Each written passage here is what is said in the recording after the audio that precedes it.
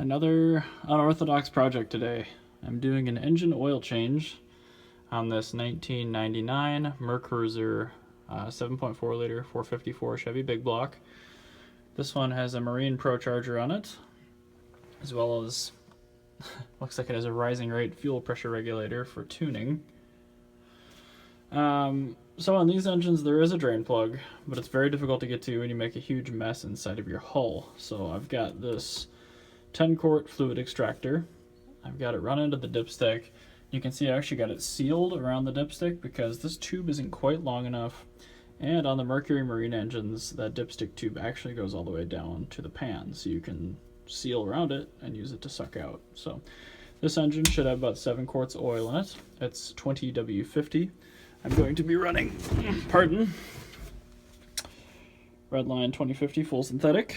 It's very good stuff. They don't pay me to say it, just is. Your oil filter, probably going to be near your stern drive. Oil, and then on this engine, my fill is actually my breather. You may very well have a filler on one of your 2 valve covers, which you'll find down there or right here. But yeah, just to start with, get yourself an oil extractor, especially if you're going to do this multiple times. Pump it out. It's going to take a while if the engine oil is cold, like I'm doing with it here. But if your engine's been running for 5-10 minutes, should be good and hot beforehand. And once you pull the dipstick out, you should have warm oil to evacuate.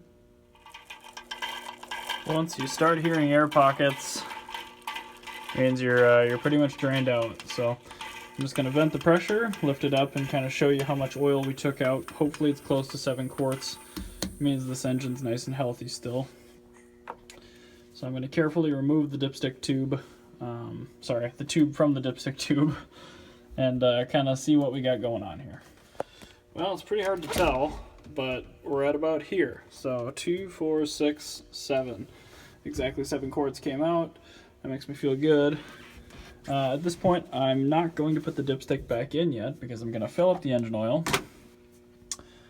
take off the oil filter, which is right there, and then I'm going to run it for about a minute.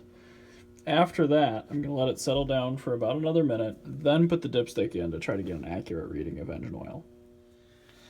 There we go.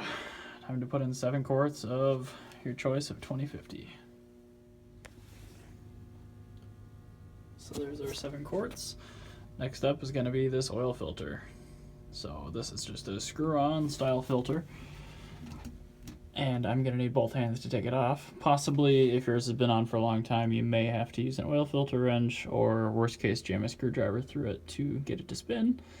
But since it's a down-facing oil filter, it shouldn't be any problem about leakage, basically, because it's drained down naturally.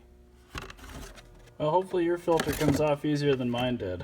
I ended up having to basically cut through it with a screwdriver, and then I almost broke 2 of my little rubber wrenches.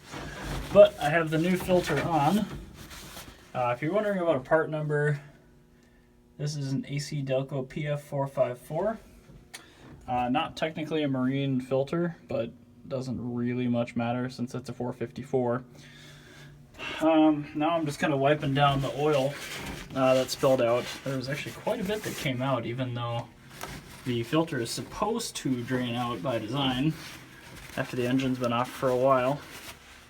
But anyhow, now I'm going to fire it up, let her run just a teeny tiny little bit, and then shut it down and check the oil.